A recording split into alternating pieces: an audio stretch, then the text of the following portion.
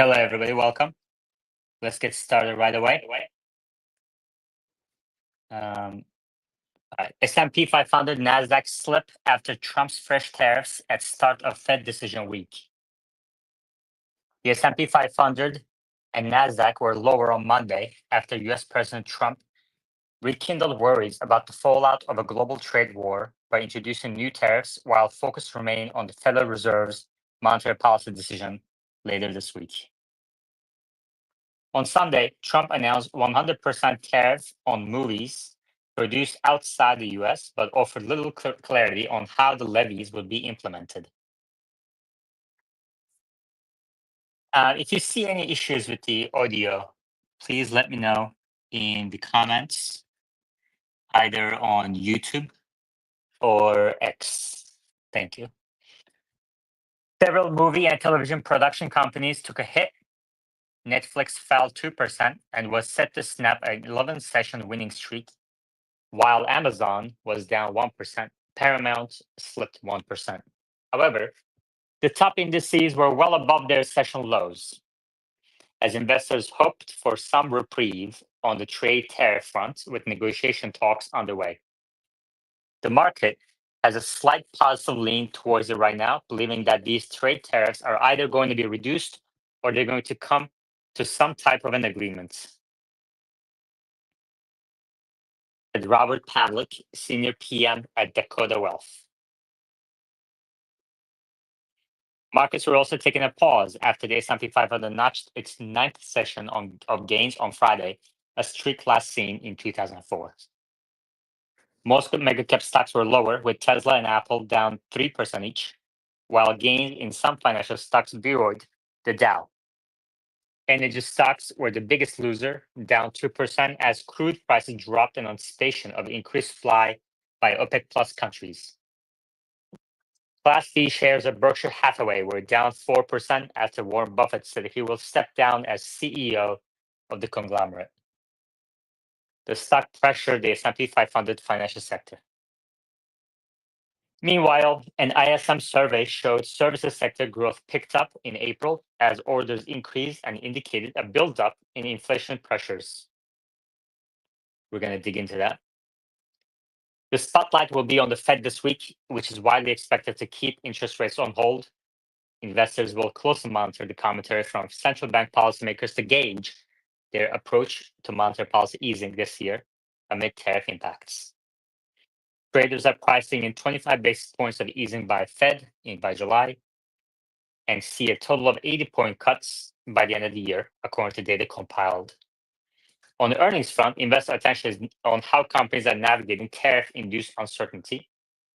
Tyson Foods dropped 9% after the meat packer missed quarterly revenue expectations. US listed shares of gold miners gained, tracking higher gold prices. Skechers jumped about 25% after the footwear maker agreed to be taken private by 3G Capital in a $9.4 billion deal. Interesting. Pretty quiet day in the markets, aside from all that. Dow Jones up slightly, Nasdaq is down 0.4%, due mostly to Tesla and Apple. And S&P 500 is down 0.3. Russell 2000 is down 0.3. The yield curve has steepened a little bit. 10-year Treasury yield is at 4.35. 30-year is at 4.84. Oil is down by 2%. All right, let's go to ISM. Let me see if there's any questions, comments on X or on YouTube. All right. ISM services sector, an important part of the economy. Now, this is for April. And some people are talking about how, because the employment came in on Friday, that people won't be looking at ISM services. But there's a lot of information in these surveys that I think many observers prematurely ignore. I kind of find it interesting that people are just dismissing openly and uniformly these surveys. So let's read this Reuters article on, and then we're going to dig into the actual report. The U.S. services sector's growth picked up in April, while a measure of prices paid by businesses for materials and services raced to the highest level in more than 2 years, signaling a building up of inflation pressures due to tariffs. I think this is very significant. I don't think people realize how important this is.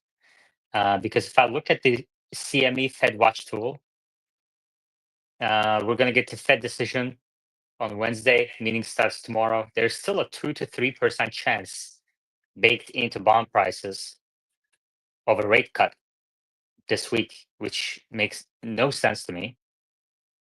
And then if I look at June, still a 28, 29% chance probability baked into bond prices for rate cut by June 18. That actually swung a lot in the last week. It used to be 60% just 1 week ago, and now it's 27, 28%. And then there's a 0.6% probability of a 50 basis point cut, which also makes a little sense, obviously. So I don't know what the market is thinking here. And the market says most likely we're going to get a cut by July. So 56% probability of a cut by July, 18% of 2 cuts by July, and then 0.4% 3 cuts by July. So I guess those are the folks who also think there might be a cut this week. They say maybe a cut every meeting. Okay.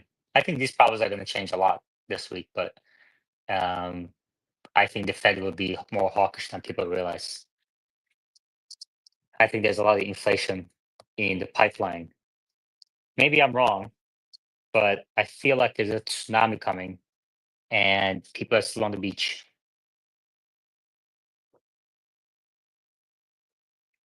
Let's read this article. The U.S. services sector's growth picked up in April, while measured prices paid by businesses for materials and services raised to the highest level in more than 2 years, signaling a building up of inflation pressures due to tariffs.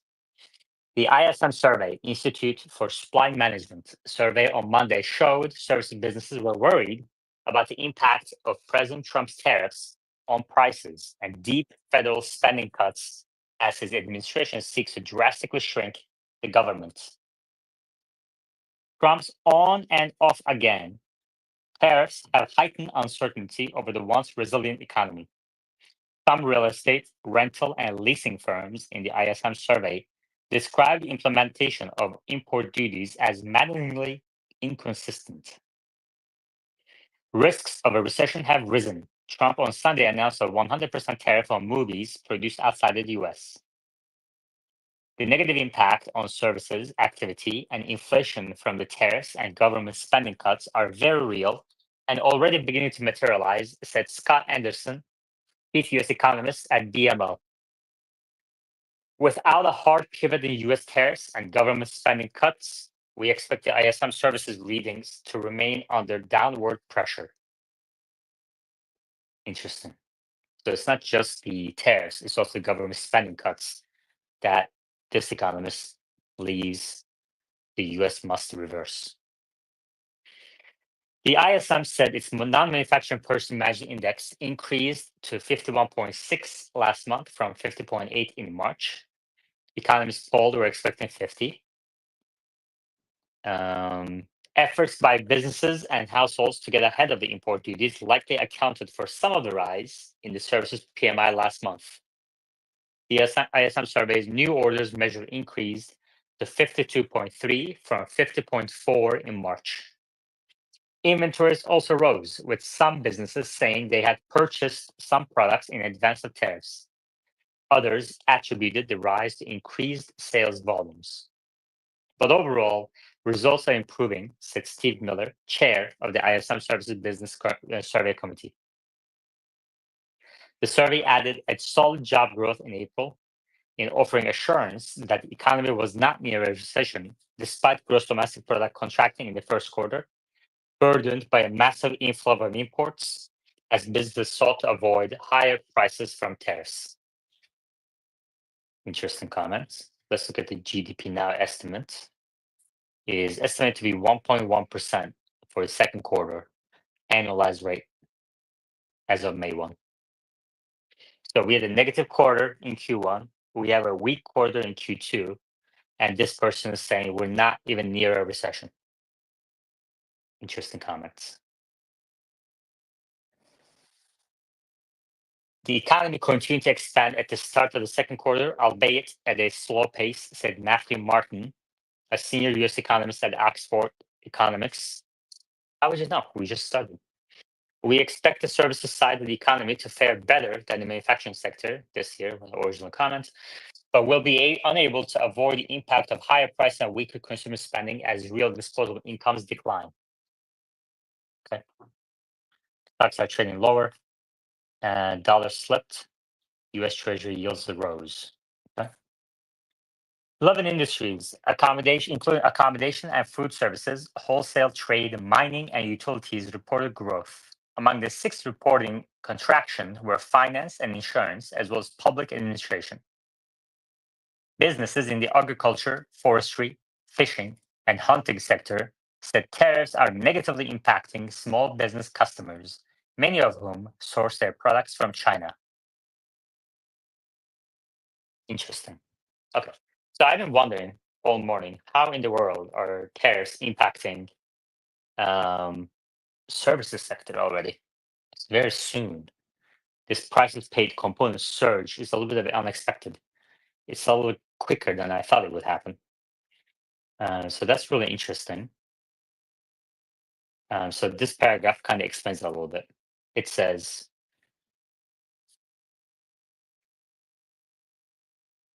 um, one second. It says businesses in the agriculture, forestry, fishing, and hunting sectors said tariffs are negatively impacting small business customers, many of whom source their products from China. So if you have a service business in agriculture, forestry, okay, I guess see that. Trump hiked tariffs on Chinese imports to 145%, sparking a trade war with Beijing. Educational services, companies worried about the White House's cuts to research funding, while their counterparts in the healthcare and social assistance sector reported they were seeing some vendors increasing their prices, adding that we're actively pushing back on those increases. Okay, so if you have a hospital and you're buying, I guess, equipment made in China, it can feed into services prices. Okay. Providers of public administration services said our business is in state of crisis with uncertainty caused by both the ongoing trade war and the threats of federal funding of programs. Yep, I see that. The swirling uncertainty was seen encouraging the Federal Reserve to leave interest rates unchanged on Wednesday. Suppliers' delivery performance worsened last month, suggesting supply chains were starting to get strained. The ISM survey supplier deliveries index increased to 51.3 from 50.6 in the prior month. A reading about 50 indicates slower deliveries. A lengthening in supplier delivery times is normally associated with a strong economy, which would be a positive contribution to the PMI.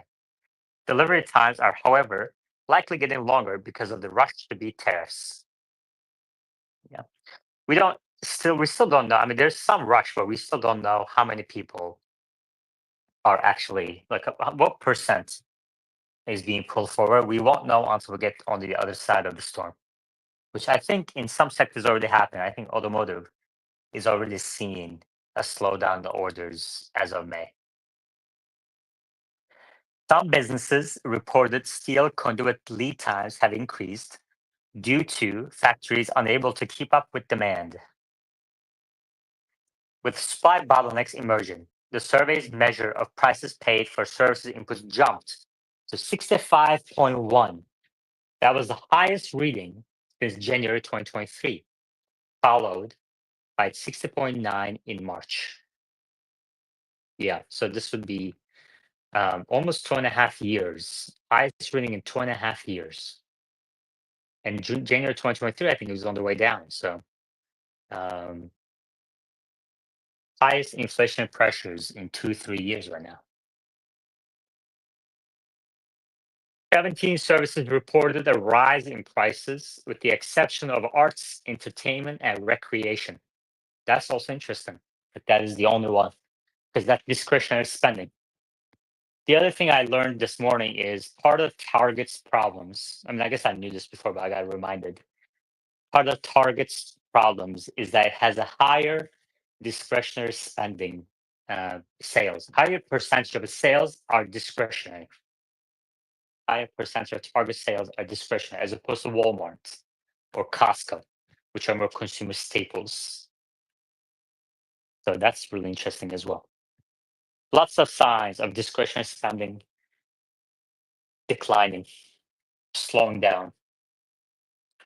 Most economists anticipate the tariff hit to inflation and employment could become evident by summer in the so-called hard economic data. Yeah. Services sector employment continued to decline, though the pace slowed. The survey's measure of service employment increased to 49 from 46.2 in March. Companies attributed the rise to backfilling many empty positions. Others noted hiring freezes due to the uncertainty of government grants. A stable labor market remains key for the economic outlook as a potential determining factor for sustaining consumers through whatever tariff-related disruptions are lurking in the months ahead, said Tim Queenan, a senior economist at Wells Fargo. The labor market is holding up, but for how long remains a key question for growth this year. Yeah. Yeah. Hiring really slowed down. We saw this in job openings. We saw it in the employment report on Friday. Hiring has really slowed down substantially. I think the Friday report was weaker than expected, even though the headline figure was higher than expected. I think the overall report, there's a lot of cracks across the report. And so to the extent that market found comfort in the employment market not deteriorating on Friday, I think that is a misunderstanding that will reverse later.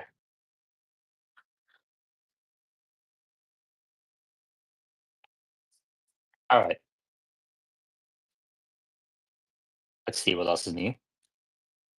Markets are rolling over a little bit since we started. Berkshire down 5%, Apple down 3, Tesla is down 3. Yields are up a few basis points. Oil prices are down. I think we're going to see some layoffs in across the oil production, exploration, distribution, retailing. I would expect if these oil prices stay here, I would expect a couple 100,000 people to be laid off in the next 12 months. I don't know what pace that's going to show up as, but I don't think oil prices are dropping just because of OPEC supply. I think the economy has also slowed down quite a bit. So there's going to be some pressure on initial vehicle claims, especially around Houston area, Houston, Texas, a few Texas cities, as well as a couple of cities in California. And then low oil prices, obviously lower inflation expectations for the coming months. Gasoline prices are lower. That could be a bit of a boost to consumer spending, all else equal. But we'll see, and we'll see how that shapes up. It really depends on duration of how low these low oil prices stay.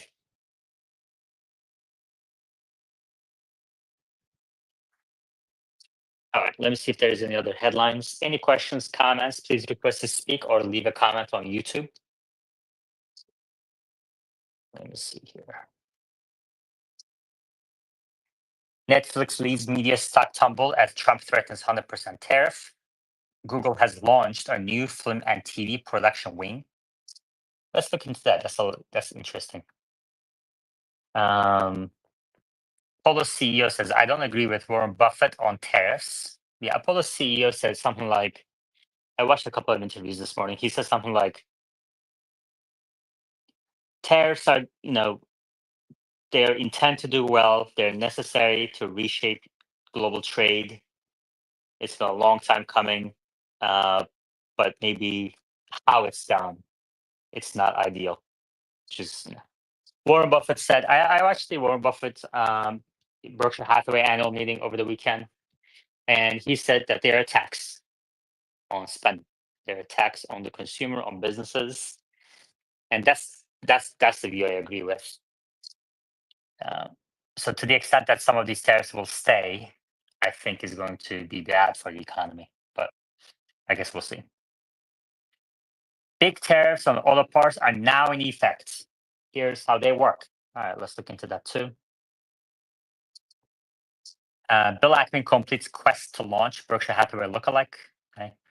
Citigroup CEO says most clients can absorb 10% tariffs. I think that's wishful thinking. Um, yeah, it's really important. I think like I'm finding more and more. I know that I knew this. Yeah, just sometimes from time to time in the last 20 years I've been doing this. 25 years I've been doing this. I sometimes forget to ignore CEO comments, and um, every single time I do it, I'm reminded the hard way. Trump says trade deals are coming. No plans to talk to Xi. Okay.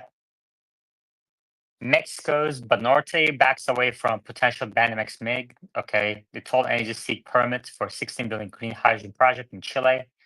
JP Morgan says AI helped boost sales, add clients in market terminal. Okay, we're going to look into that. Stocks trim losses on signs economy is holding up. Okay, Carlyle's CEO, Harvey Schwartz, is actively looking for investments. Will consumers be able to rescue the economy again? Top stock movers, blah, blah, blah. Okay. Um, let's read a bit of, I think AMD is about to announce as well. And let's see. Okay. So let's read about tariffs on auto parts next.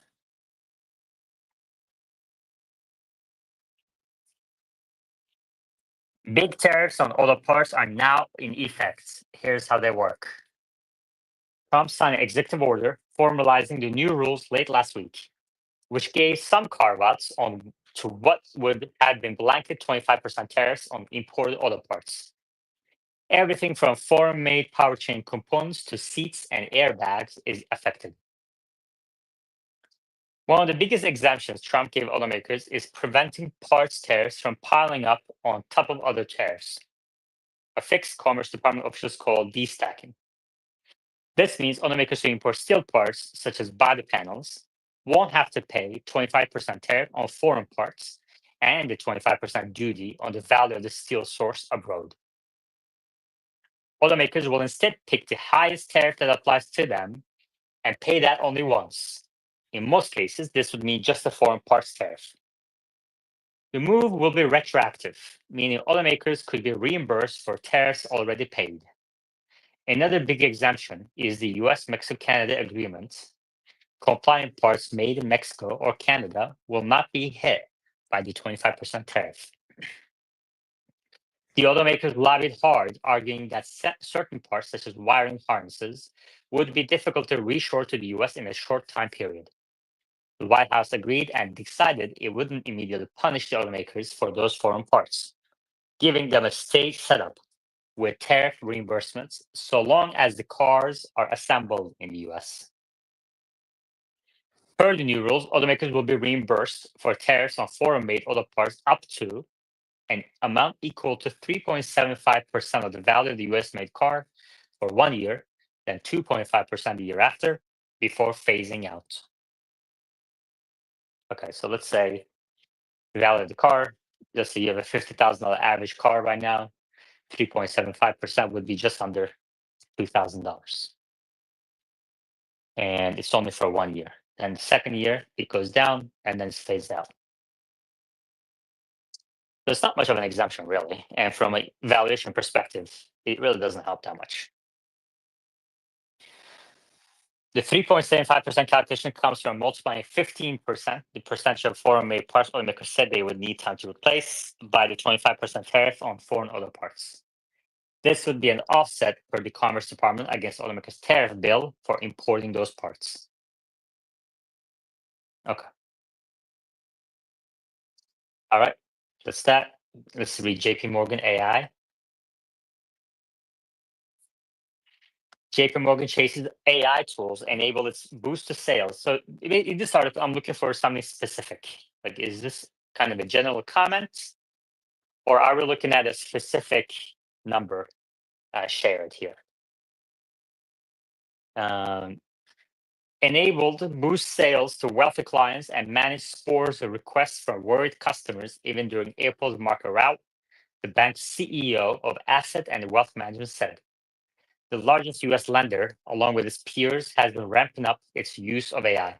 Goldman Sachs is rolling out a Gen AI assistant to its bankers, traders, and asset managers, while Morgan Stanley developed a chatbot for its financial advisors with OpenAI. JP Morgan's AI tools have supercharged the speed at which its bankers could provide research and investment advice to wealthy clients last month at a time when US tariff announcements raised trillions of dollars from the stock market. Let me just skim through this. Last 3 weeks, there have been several fluctuations in the market, which are now normal bite size, making it very complicated to think about all the clients, all the blah, blah, blah. In the days surrounding US President Trump, past 50 years, intraday swings, JP Morgan's so-called Coach AI tool, used by private clients, was quicker and locating content 95% faster, which means they spend less time researching, blah, blah, blah. The app will help advise expand their client roster by 50% in the next 3 to 5 years. That's a projection. Okay, so nothing specific here. All right. And then the next article, Google has launched new film and TV production wing. Business Insider reports. Alphabet's Google has launched a new film and TV production initiative called 100 Zeros, focused on identifying projects that the tech giant can help fund or produce. Initiative is a multi-year partnership with Range Media Partners, a talent firm and production company known for its work on films, including A Complete Unknown and Longlegs.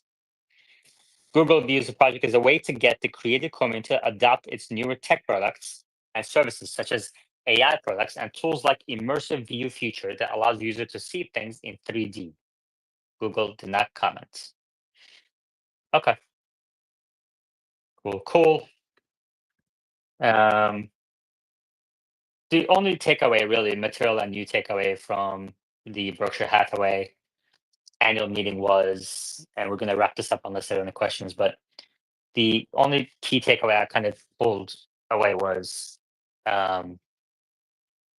Warren Buffett is very pessimistic on AI. He's very pessimistic on the pace at which AI tools are improving, that AI will be adopted by humans, and how fast AI technology is improving. He's very pessimistic on that for the next decade, not just today, not just next year, but the next decade. He doesn't believe, Warren Buffett doesn't believe that AI will be able to replace the best people. So that aligns with my view that I've shared here many times. So on that note, thank you very much, everybody, and I will chat with you all next time. Take care.